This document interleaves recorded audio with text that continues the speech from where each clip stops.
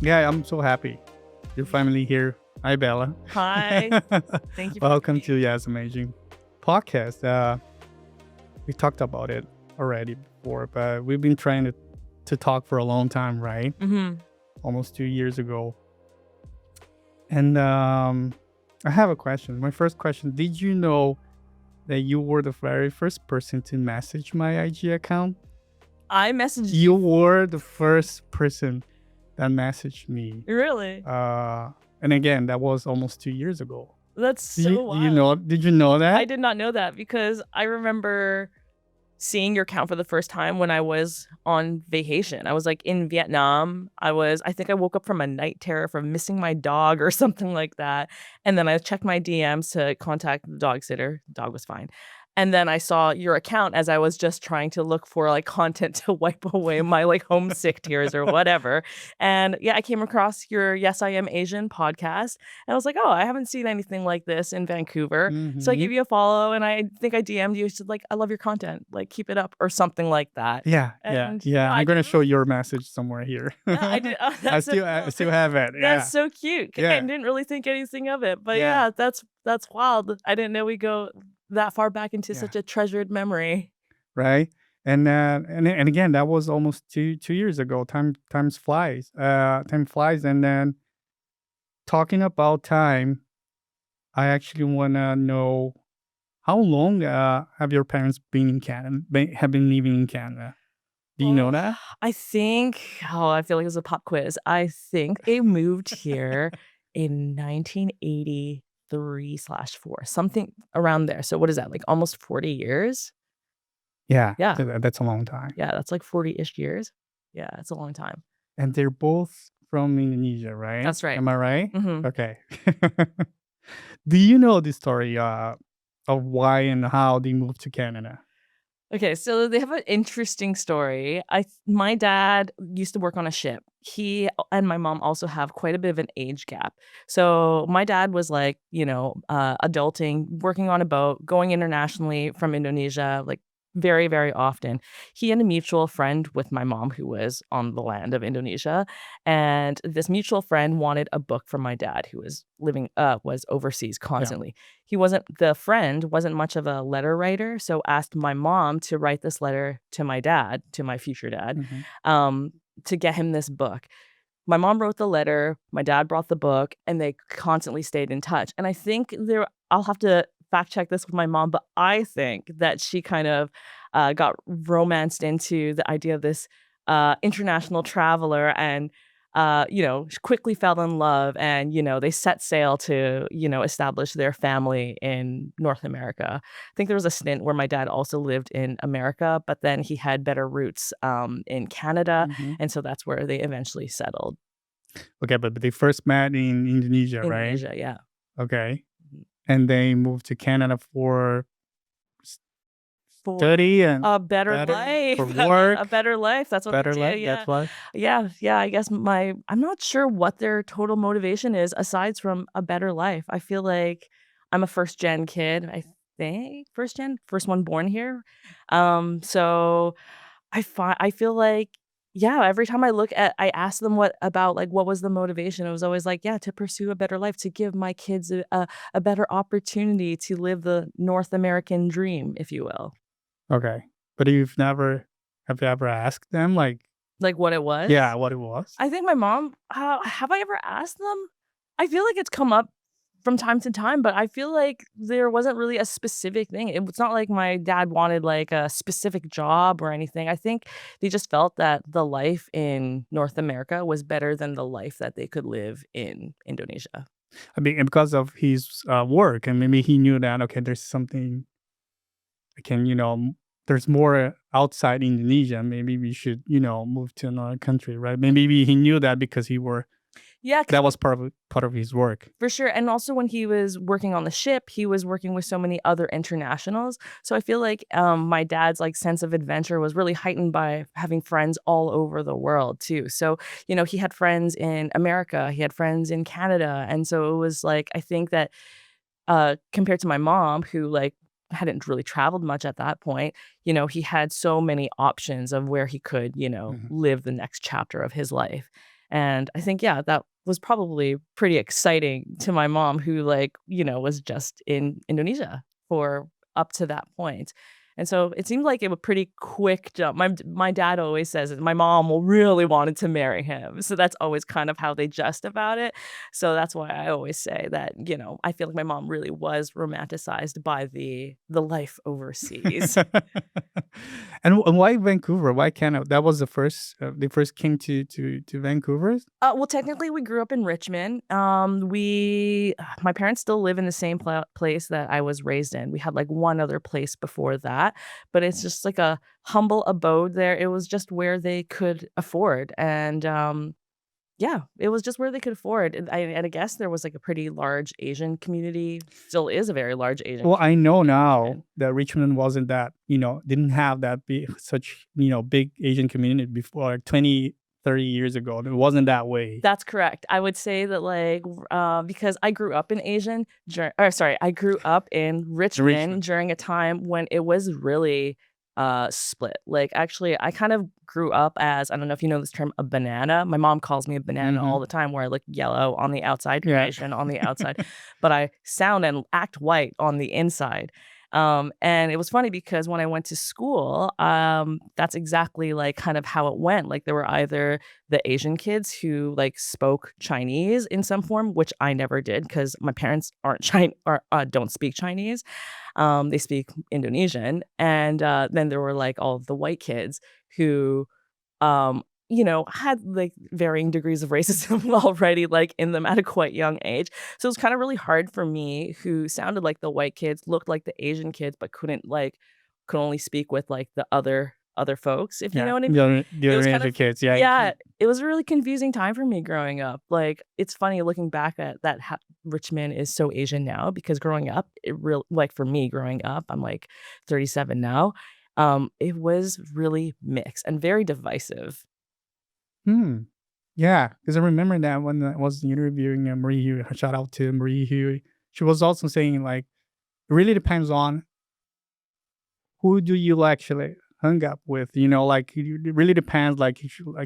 She said that one of her siblings, they would have Asian friends that would speak the language, and then that's how they like are like closer to their cultural identity. And she had a different experience, right? She had like other friends that were not necessarily Asians, and the Asian ones didn't speak the language. Mhm. So really, it's a personal experience, right? It really depends on who are your friends, like who like, and that will actually shape who you are in the future, right? It's interesting. It really did shape me a lot, like, because I think when I was young, because of that divide, I feel like because of, like, how I sound and English is my first language, I gravitated towards the white kids, because the language connection was there.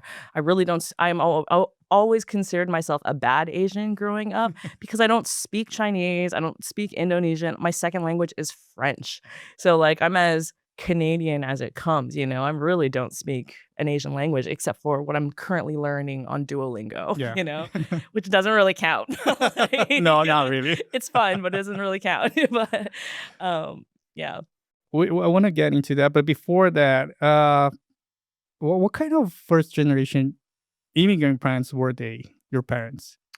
Um, they were really hardworking. So hardworking that I would say, they did their best all the time, but they weren't necessarily home all the time, you know?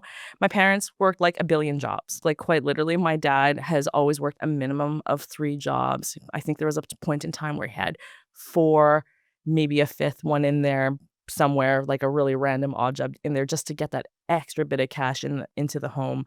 And my mom, she raised 3 kids, while my dad was hustling, but then at some point, she also had to send herself to school because she's like, "We need another income Hmm. if we're gonna take care of these kids in the way that we want to." So they were super, super hardworking. I wouldn't say it was, like, always easy, like, my mom was learning English for the first time, she didn't have any friends here after moving here with my sister. She kind of learned English through watching us watch Sesame Street. So I think that that is a testament to just how hardworking, like, both my parents are. Like, dad did his best, but he was a little bit long distance in the sense that he always had to work to earn for us, and mom just truly did her best whenever she wasn't cooking and cleaning for us, she was literally cooking for everyone else. Yeah, not easy, right? Yeah, not easy. But were they the type who encouraged the family to assimilate into Canada, or did they insist on passing down the language and traditions? You already answered that kind of. Yeah, I kind of answered it. I think not really. At least for me, my I feel like my parents really wanted to raise me like as their like English tutor, so to speak. Like, they really did not want me to speak Indonesian. It was their secret language. And I think my experience in witnessing them speak Indonesian to each other, but not to my brother and sister and I, helped me develop like a really good ability to read people without really understanding the words. But that's the extent of how I can understand their secret language. That and a little bit of Duolingo vocabulary, but quite honestly, they never really taught us anything. It's even my brother, when he went to post-secondary school, he took Indonesian as an additional language because none of us have it. Wow. Yeah. What about the traditions? Like, Indonesian traditions? I mean, this is a I don't know anything about I'm the a bit of a Indonesian jokester, culture. so don't mind me, but honestly, I like the Indonesian traditions I can think of is that we eat like a lot of rice and meat. That's Like all you know. that's kind of it. Lots of curry at any point of time. Like I remember, yeah, like some of my friends would be surprised I could eat like curry first thing in the morning, like a beef rendang. Wow, that's for But breakfast. yeah, why not? And lots of spice. So, I mean, I think I'm connected to the only connection I ever really felt to Indonesian culture was probably through the food Mhm, because my mom would try to, even though she was trained as like more of a European, North American style chef, mhm. whenever she tried to bring back the flavors of her home, like I could really like taste something different and I was really connected to it. And those were the only recipes that I ever asked her to pass down to me. It was like, "Oh, that Indonesian, like, pork neck, um, green bean tomato stew. Ugh, so good." That's to me, She's a like good cook. yeah, she's a good cook. Those Indonesian flavors are kind of like the only connection that I truly have to Indonesia. Um, Maybe 3 years ago, I had the opportunity to go travel there, but my partner and I just went to Bali, which is kind of like a Disneyland of Indonesia, if you Tourists. will. It's a fabricated kind of experience. I don't really think it's like a cultural The real, experience yeah. of Indonesia. Yeah. It's just like a nice vacation, and I loved it, but did I taste, breathe, and like, feel the culture? Not totally. Not Yeah. really. Do you think you have this, like, in your head, like, you wish you could be more know more about your, cultural identity Always. later in life now? Always, I feel like now because, like, I can look back and realize how, divided I grew up from my culture. I think now, like, these are, like, my reclamation years.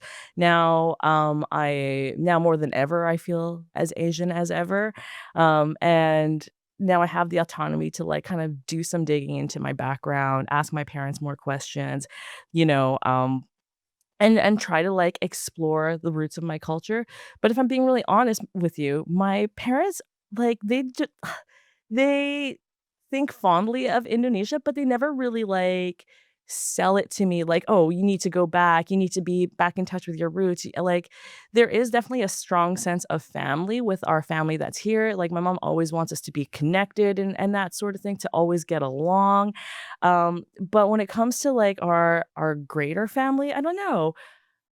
I feel like I don't know, I feel like my mom's, like, wings, they kinda just, like they stay here in Canada. So I don't know, I'm constantly curious about, like, my roots, my deeper roots in Indonesia, um, but I guess maybe there's also, like, a point of disconnection that maybe my parents feel because it's been so long since they've been here. Um, Maybe they also feel that little bit of disconnection. And a little bit backstory to that is because my parents also do self-describe themselves as perpetual immigrants. Like, even though they are born and raised in Indonesia, their parents or grandparents or great-grandparents at some point were not born in Indonesia. No one really knows exactly how many generations back, but at some point, like, their parents were from China. So, in some sense, Indonesians who are native to Indonesia don't necessarily see my parents who were born in Indonesia as Indonesian. Does that make sense? Yeah. Yeah, I get it. Yeah, they're still othered. And then they 40 years later moved to Canada. And even though they're Canadian citizens for 40 years, or residents for 40 years, they still are, not Canadian. Always be seen as an immigrant. Always immigrants, exactly. So there's this, I feel like a little bit of a through line of kind of like cultural questioning in my family. Like, yes, we know where we're from, but where are we really from? That's the question that white people love to ask, right? Like, where are you really from? And I'm like, I don't know. That's here. the easiest answer. From here. I'm like, yeah, So you have siblings. I do. Did they have sort of a similar experience when you talk to them, or have you ever talked to them about that? I haven't really talked to them about that, actually. I feel like my brother is pretty well connected with his roots. I mean, he's like very well traveled. Like when he was in high school, he was in the IB program. He very quickly did like international studies like all over the world. So I feel like culturally he's got it kind of all under wraps. My sister, we're not that tight, so we've never really kind of talked about that sort of cultural thing. But if I'm being honest, I think that she has more of that Western influence that I kind of experienced in school because she is a handful of years older than me, which means that she was growing up in a time in Richmond that was even more like kind of racially divided, where maybe like Asians weren't like it wasn't as Asian as Richmond is now, So I do feel like she has a bit more of a Western influence. As you said before, you grew up like being almost the only kid, Asian kid, and surrounded by white people. Did you have any Asian kids back then? Asian friends? I did, but, like, it was really different. It was like there were my best friends, which were, like, the white girls, and then there were, like, my Asian friends, which, like, were really good at math, and we went to Kumon together. All those, like, stereotypes that you kind of think of, like, Asian kids, it was really, really like that when I was growing up because yeah, it was really, really divided through language, and because I didn't speak The language any Asian languages, I was kinda just pushed into, like I was just like, you go hang out with aside, the white girls. Yeah. they're not my best friends. Yeah, yeah. The white girls are my best Yeah. friends. That's interesting. Um, but like, did being the only Asian kid in your circle Mhm. led to that sense of detachment? You think? Probably because I feel like that detachment carried with me, honestly, until Ricecake happened. Okay, we're getting to that. Yeah, yeah, quite honestly, I feel like, I never really thought I was Asian enough. I never really thought I was a good Asian. Quite honestly, always self-identified as a bad Asian. Um, yeah, and I think that really, really did follow me until post-secondary. My, high school bubble popped. I all of a sudden was in a different school, exposed to different people from different cultures. My world just, like, all of a sudden got a lot brighter than the high school bubble that I grew up in. Um, yeah, and then I think that through that exposure and through the different things that were going on in my life, like, I started DJing, I started making more friends on my own volition instead of, like, who I was just grouped with because of school, and things just started kind of blossoming from there, and then I started kind of getting into deeper touch with my roots, and that's an ongoing journey. I'm, like, still not the most Asian I could be, but I think I am the most Asian I've ever been. For sure. Yeah. Even like being surrounded by white people, like having your best friends as white kids, like even though, did you ever like face challenges with bullying, like related to your Asian identity? Yeah, actually I had a very, very distinct falling out with, like, who I thought was my best friend, and she said a bunch of racist stuff to me, like, bold-faced, and she didn't just double down, she tripled down when I called her out on it, and I just ended the friendship. And that was your best friend. That was my best friend. Yeah. That was at the start of high Wow. school. I didn't talk to her for the rest of high school. That was the first experience or the worst one? I think the first and monumental one. I think that for me, I'm kind of someone's like, well, if you like stab me once, I'm not gonna let you stab me again. You know what I mean? So, I think it was like the first and worst, and I just never really let it happen again. Yeah. Yeah. Okay, that's not gonna happen again, you Yeah. said to I was like, yourself. I don't need you in my life. I Yeah. think from very early, I knew even though I didn't Did she know. know that that was the reason you stopped, Yeah. Oh, talking for to her? sure. Yeah. For sure. For sure she knew that was the reason why I stopped talking to her. Yeah.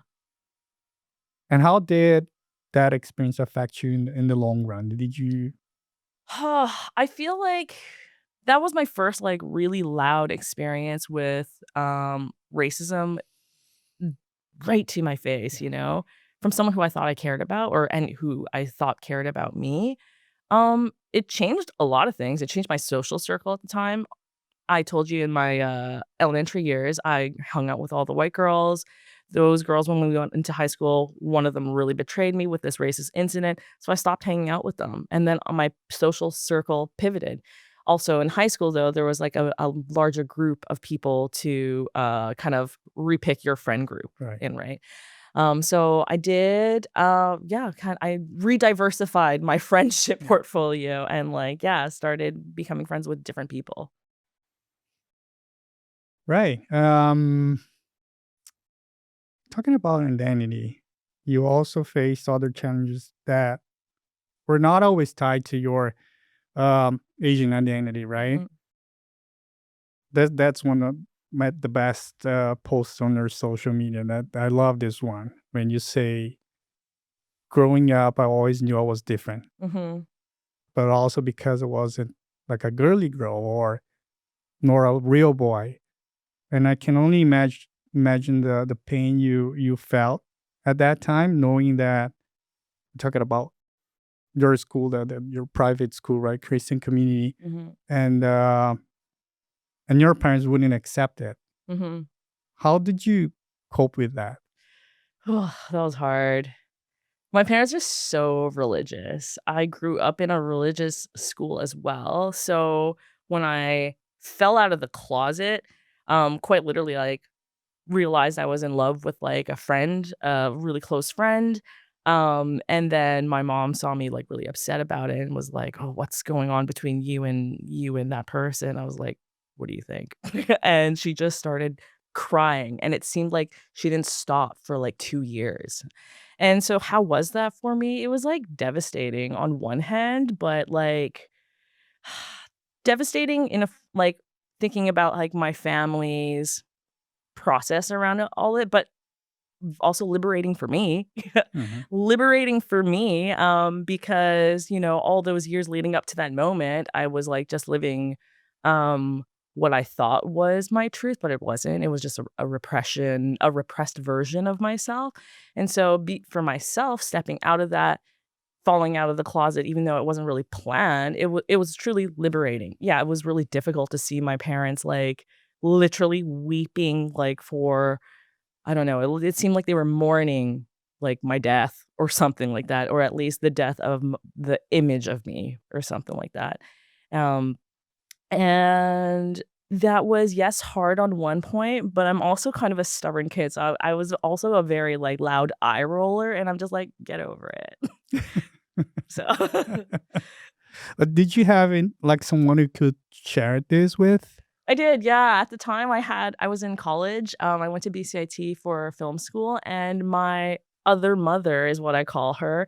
She was like my new best friend from after like my Christian school life. Yeah, my new best friend. Her name was Melissa, and she was like quite. I called her like my rock mom because she was a little bit older than me, but like we befriended each other because we were like wearing the same black jeans one day in school, and we just clicked. And she was always the person who kind of, guided me through a new unsheltered world, and was always accepting of me and always knew that I was gay without having to say it. She just knew. And so with her, it was never a thing. Mhm. It was almost, I just felt completely welcomed by her without ever having to even, like, identify myself to her because she could already see it. You know what I mean? I didn't have to say I'm wearing blue jeans. She could see like, yeah, I know your jeans are blue. Like, you know? Yeah. But you didn't plan anything. Like you didn't plan this conversation with your mom. No, absolutely not. There were moments of me where I was like, "Am I gonna die with this information? It might just be easier," because I knew that it would If I be. just say to Yeah, her, yeah. I was like, "Should I just not?" Like, I thought so many times I contemplated, like, "Should I come out? Should I not? Should I? Should I not?" And, and how? and how? And how? Yeah, I'm actually relieved that she just finally saw it for herself, because I think that everyone who knew me probably saw it. I mean, if you have eyes, you would have seen it. Like, Mm, I'm very visibly queer. Like, even when I was a kid, I didn't look like this, but I still look like this, you know? Like, um my energy was the same, you know? And, yeah, I just felt relieved that she said it so I didn't have to. did the other kids notice that you were like I different? think so, yeah. There were definitely a lot of, memories where you would hear the words like, "Bella's a lesbian," and I'd be like, "No." And because I was in denial, quite honestly, like, in my school, private Christian school at the time, like, there were always rumors of, like, a lesbian who left the campus because, like, she was so shunned upon by Mhm. the community and stuff. So, being, like, publicly gay was, like, not a thing when I was, like, in high school in, like, 2000. But I was wondering, like, well, what about like you were Asian on top of that? How Mhm. hard was that for you to, you know, like self acceptance should be like sort of Oh, really challenging it for was you, really hard. Yeah, I felt like I couldn't catch a break in any direction. right? Yeah. It's like, "You're wrong this way, you're wrong that way," and I don't know, I guess maybe, I mentioned I'm a bit of a stubborn kid, and I think that when you're told, like, "You're not this enough, you're not that enough," I'm just like, "I don't Like care." Like, ignoring all I of just this don't care, that yeah. you probably the best way Yeah, in a way, and in a way. I think it kinda just helped build up my personal confidence, honestly, because I feel like I have been so heavily criticized by so many people about so many different things, and I'm literally just trying to exist. So I think it just helped me brush off the Mhm, criticism of others mhm. Yeah, you were like stronger because of that. a little bit, yeah. Mhm, mhm. I love seeing the photos of you and your parents now. You all look so happy together, right? Yeah, we As if every moment is a special celebration kind of thing. yeah, they love that. But it wasn't always that way. Uh, and everything changed when you came out to your mother. I mean, you already said that you and your mom you didn't speak for a long time. Yeah. When did you guys start getting closer again? So with my mom, when after I came out, she honestly started weeping for I think it was like a couple years or something. She really wouldn't have like full sentence conversations with me until maybe I think she started reaching out to like other parent groups. Like I think she started reaching out to like P Flag. She also reached out to my girlfriend at the time's mother to start because my ex-girlfriend, her name's Becca, and, Becca and I both went to private Christian schools. So her mom also was, like, religious. My mom's religious. They're like, "Oh, let's, like, weep about this and pray to God together about this." So they found a little bit of community with each other. My mom found a greater sense of community with, like, PFLAG, other people who, like, had gay kids. And I think eventually she just kind of figured out that it's not the end of the world. And I think over time, she just got more and more used to it. Eventually, like, I mean, Beck and I ended up being together for like 7 years before we split ways. And so I think I'm grateful for that relationship because I think, like, with Becca's help, we really like kind of trained my parents Mhm. on how to accept Educate them. us, Mhm. yeah. It was a really difficult journey. Like, my parents, we grew up in an apartment complex, and their balcony, like, overlooks, like, the communal parking lot, Okay. and so if Beck and I were, like, driving in, parking, and getting out of the car and Yeah. holding hands, my Yeah. mom would be like, "Oh my god, the neighbors can see, don't do that," like, so things like that were a lot examples of Yeah. obstacles that Shame she. is also a big deal, right? For them. For sure. So, yeah, there was definitely a lot of, like, the shame, like, navigation that we Mhm. had to do. And, fast forward 7 years, fast forward, the relationship with Becca and I, and then, I have a stint of other girlfriends. My Mhm. parents, some meet, some they don't, and then eventually they meet the one that I'm currently with, and they fall absolutely head and over heels in love with her. Wow. And I think that's truly when everything changed. Changed Yeah, honestly, is when I met, because of like, her. the best partner, the That's best person in my awesome. life. Yeah. I truly think that's when everything changed because even throughout my relationship with Becca, like, even though, yes, we were no longer on silent or, like, my mom was still talking to us, we were civil and stuff, there was still, like, a bit of a hardness in her heart, and I feel like it's because, yeah, I don't know, maybe she didn't, like, fully approve of that partner at the time, um, maybe, like, yeah, I don't know what it was, but once I met the right person, it felt like everything changed. And that's awesome because you can. I think it's easier for you to simply ignore other people's judgment, but your family is when it comes to your family is different, right? Mhm. What about your dad and your siblings? Well, how did they have like the same reaction? How was for them to accept? Hey, if you're enjoying this episode, please consider subscribing. It helps this channel grow and get recommended to more people. Thank you so much. Back to the episode. For my dad to accept? You. Mm, my dad's a little bit more of a tricky story because my dad, like, okay, when I fell out of the closet in that heat of the moment, my mom quite literally just started crying for, like, forever. And my dad was trying to understand, like, "What happened? What happened? What happened?" I just told him, I'm like, "Dad, I'm gay. That's all that happened." And he's like, "Oh, okay." He just said, "Okay, we still love you anyway," and then he tried to pray about it and stuff like that, but he also tried to pray the gay away, and I feel like even though my dad was on surface level accepting of it, "It's okay, we still love you," he would still try to, pray to Inside. God to Yeah. undo it, like, He let's see. wasn't okay inside. Yeah, exactly. I don't know what changed over time because where he is today compared to where he was on the first day is completely different. I do again think it's because they both fell in love with my partner that they're like they take us on with open arms. They always like wish us a happy life. We're talking about our future wedding and they're like so supportive of it. These are like conversations I could have never had with, like, previous partners, like, kind of in the mix, Can I ask you why she's so special? Why is Sandy so special? She's, like, honestly got a heart of gold. She's so kind. She will stop at nothing to, treat, like, everyone with respect, kindness, and, like, so much love, whether she knows them or not. Yeah, she's just the best. She's the best. Lucky you. I can't say enough about her. I have to stop because I'm gonna start Oh, crying. yeah. She's the best. Wow. Mhm. I can tell. She changed everything. Yeah. What about your siblings? My siblings? What about them? Yeah, I mean, yeah, how did they receive that news and About me? yeah. Actually, so I told my brother first, I think. Did I tell my brother first? Yeah, I told my brother first, cause my brother and I were always tight. My brother and I have It always was easier with him. it was way easier with him. My sister and I have still to this day have a very, like, on again, off again relationship, currently off, but back in the Not day because of that. not because of that, not because of that, just 'cause of just we're very, very different, and I find that it's our relationship is most peaceful when there's distance.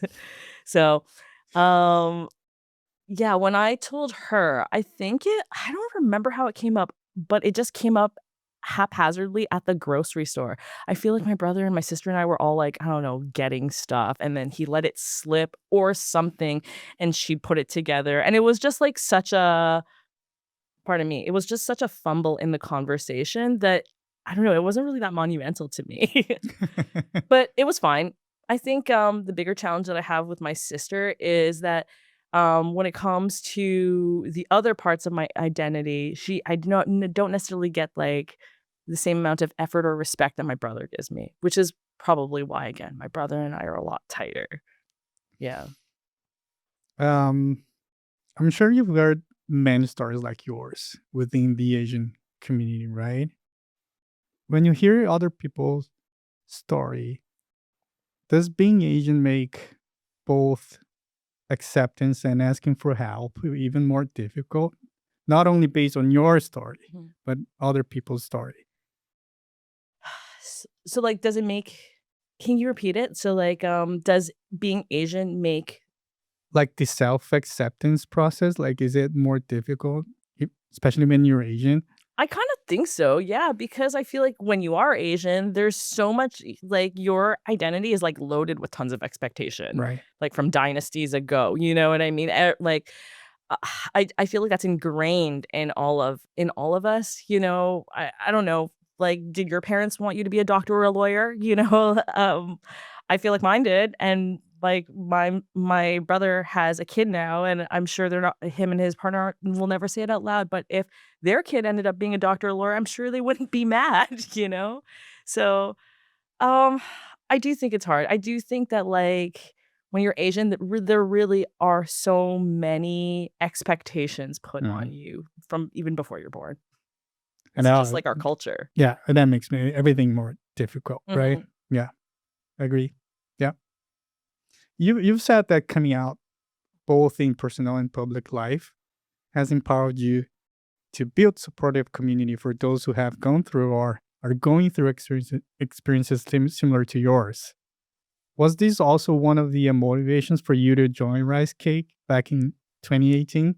Yeah, for sure. I would say so, like, the story about how Rice Can you Cake explain what Rice Cake is all Yeah. about? So Ricecake is a queer Asian party, and it's centered in Vancouver, and it's kind of been like the queer Asian party since 2018, which is when we were inception, incepted, birth, whatever. When we got going and never stopped. Everything started, yeah. Yeah, when everything started. So, how did it all begin? At that time, I was DJing. I was, like, in the height of, like, my club DJ days, and, through the grapevine, through social situations, I had met this, performer, a drag performer named Shay Dior. Mhm. Um, out of drag, they were my now business partner named Van Dang, but at the time Shout out to Van. yeah, shout out to Van, my other love of my life, my other partner. Yeah. Um, yeah, so where was I? He she, they, he, reached out to me because, he witnessed me DJ a bunch of parties, really liked my style, and also I was probably one of, like, the one of 3 queer Asian DJs out, in the scene at the time.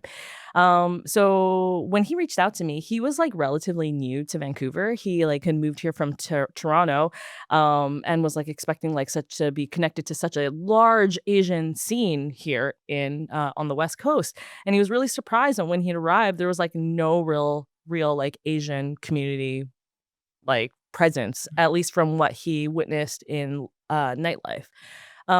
So he was kinda, like, perplexed by that and came to me with an idea being like, "Hey, we should, like, throw a queer Asian dance party." I was like, "That's a great idea, let's do it." He's like, "Do you wanna DJ, like, the whole thing?" And I'm like, "Well, like, I can, sure, absolutely, but, like, I mean, if you want this to be, like, a big party and we want all the queer Asians to come out, then we need more than just me on the lineup." You know what I mean? We need to, like, kinda think that every DJ comes with their own crew, and that helps make the party more successful because more mouths know about it, more friends of friends are gonna Yeah. come along, and, so from that point, we kind of that was, like, the early beginning of our business relationship. I started booking more DJs, I started helping him plan this party, and, soon enough, this party comes around, we sell out of tickets, we have, like, a lineup all around the block all the way down the block on Davie. And the first ever rice cake was just a knockout success. We had more people show up than we could physically fit into the space, and so we knew that we had hit struck gold, you know? Um, so we did it again, and then we did it again, and then we just kept doing it again because people kept coming, and everyone just kept every party, every rice cake party just kept getting bigger and bigger. Um, so big that, like, the whole point was to kinda put a spotlight on queer Asian artists, so, like, DJs like myself, drag performers such as Shay, but then it also, like, created this safe space for queer Asians who like kind of saw something in any of us to come party without any judgment, let loose, like, Mhm. because I mean, if this was like a few, me just before this rice cake moment, I wouldn't have had a safe space to go do that, Maybe I could just go to the club and stuff, but that's like probably a straight environment. There's probably like not just Asians there and stuff. So I don't know, the connection experience is a little bit different. So rice cake was really something unique, right? Because I mean, all those things that I just shared with you about like my upbringing and like not really knowing like which friend group can I connect with? It's like all of a sudden, no, you're with all these like-minded individuals. They look like you, they act like you, they dress like you, they think like you. It's kind of like a bit of a gay Asian euphoria, And now I'm gonna ask you again, like, why Vancouver's having that such like big Asian community? Why why it took so long to for you to have like a space like that or a project like that, I'm not sure. right? I mean, for myself, like, I guess for me, I was just figuring it out. So, like, I wasn't prepared to like, I guess even address that in myself. But yeah, no, it's a valid question. Why did it take so long? I don't know. I don't know. But all I do know is that now that Rice Cake has existed for like 8 years, coming up next year, we'll be celebrating 8 years. Um, it's so rewarding to look backwards and be like, wow, look at how many more queer Asian DJs there are. Look at how many more queer Asian performers there are and dancers. It's like now we have this like huge, vibrant community and like all these queer Asians who have like come out of the woodwork and flock to Rice Cake, either like in the audience or they're dancing on the stage or whatever they're doing. And it's just, I don't know, it's so rewarding. It's so fulfilling. It's really nice to see. And it's nice. I was reading one of your old interviews that you said that one of the requirements for you to hire someone is has to be Asian, right? Yeah. And it's obvious, but it's that's so cool, Yeah. right? I mean, it has to be Asian, right? That's true because it's so funny. It has to be part of the community. I've worked Otherwise, you're out. Yeah, I mean, I've worked in corporate environments before and like, when you're just applying for jobs, sometimes like they see your Asian last name and your resume goes away. You know what I mean? And so it's so Have funny. you seen it What's happen? that? Have it? I've been heard of friends who have directly experienced that, where they like submitted their Asian last name, and they submitted 2 resumes, one with an Asian last name, their real last name, and one with a white person's last name, Mhm. and they got a call back on the white last name.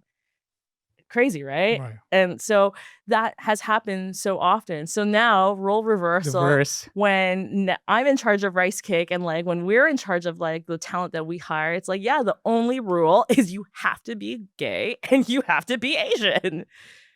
Right? That's basically it. That's awesome. There's only been a handful of times where we've broken the gay rule. And that's because like sexuality is flexible, but also you Mhm. just have to be an ally, period. Yeah, exactly. Because Rice Cake is not just for like queer Asians, it's also for friends and allies. Because we also like truly believe that you can't just be like preaching to exactly people like you. You have to like Asian, right, right. expand Yeah, the exactly. community if you want to make a difference.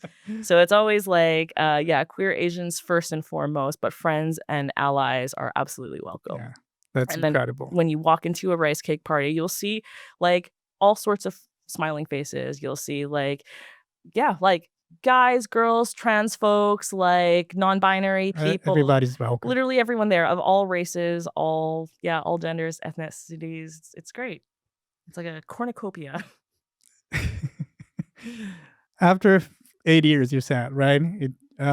What are the most significant changes you've seen in the community as a result of this initiative? Honestly, the biggest changes I've seen is like its growth. Like my favorite part of every rice cake party is probably going through the crowd and being like, I don't recognize you. I don't recognize you. I have no idea who you are. And that's like my favorite thing because back in the day, I'd be like, "Oh, I know them. I know that." I'm like saying hi to everyone. Now I kind of feel like a stranger at my own party, which is a wonderful feeling.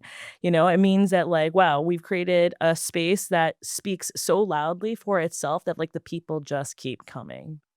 So, yeah, I That's rewarding, right? that's really rewarding. That's really rewarding.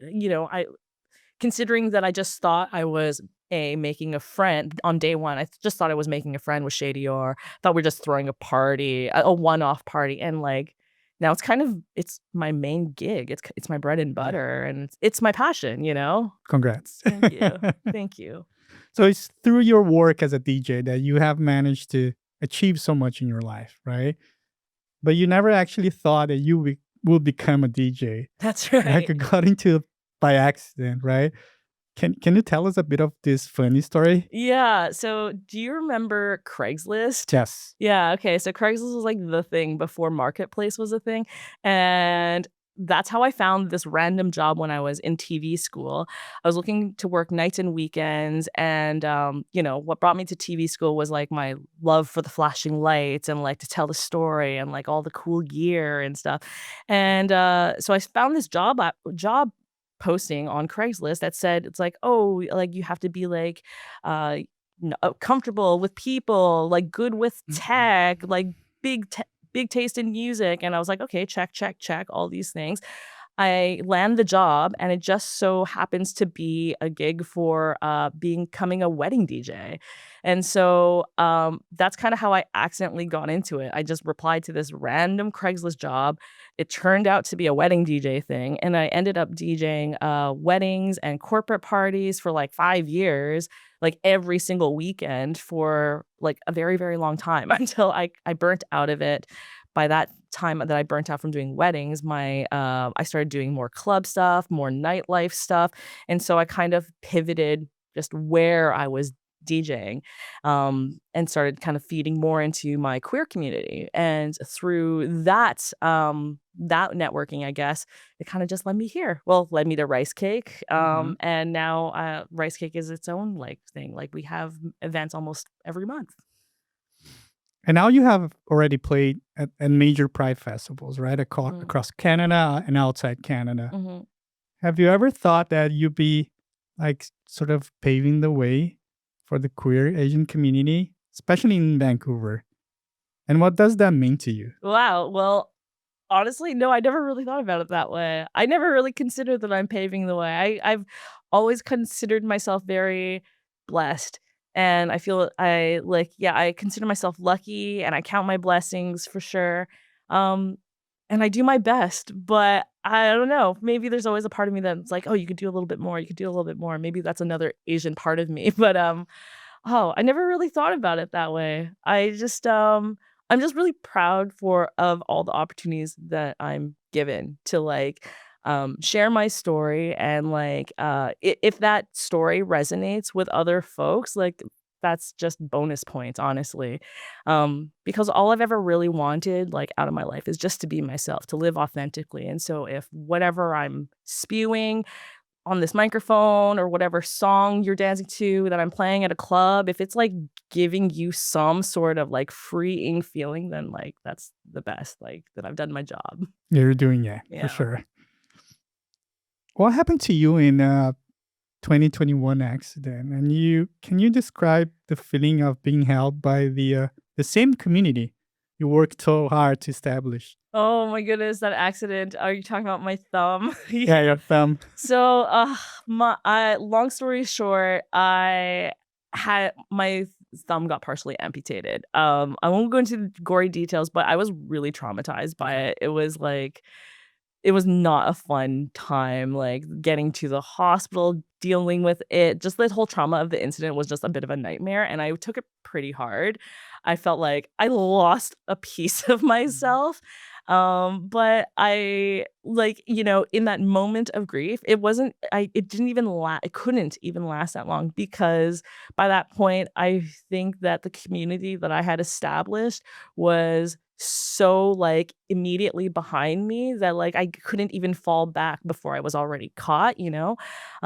So yeah, this devastating thing where, like, at least to me, it was, like, devastating, embarrassing, all these different things. Traumatic. It Mhm. happened to me, but very quickly, my friends community, like, put together a fundraiser for me, like, did a whole produced show. They, like, did free drag performances, like, invited everyone, and, like, yeah, folks really came through and raised money for me to, like, help me recover during this really bad time. So I feel really yeah, again, blessed that I guess that's a speak to a testament to, like, I don't know, my impact on my community, and so I guess that feels really good. Yeah. Yeah. And you didn't expect that, right? I mean, that, getting, so much like love and help from the community, Mhm. right? I didn't expect it, and I almost refused it because I just felt weird about it. I just didn't want the Is that the attention. Asian thing? You didn't want to ask for Yeah, help? I just didn't wanna ask for help. Yeah, that's totally it. Yeah, that was it. Okay. Yeah, I didn't wanna ask for help, but I had to think about it again because I was like, "Wow, if all these people are really, like, insisting that they wanna be there for me," like, I feel like part of community love is you have to give it, but you have to also be able to receive it, and so it was my turn to receive. That's the hard part. Yeah, Yeah. that is the hard part. So before we finish today's conversation, and again, thanks for coming today. And that, that's the moment that we both have been waiting for, like this, for such a long time. And let's take a moment to look back and kind of honor how far you have come, because I think you have overcome so much. And from the challenges of being a child of the immigrants to your success now as a DJ and a community leader, I would say. What makes you proud to be Asian? Oh, what makes me proud to be Asian?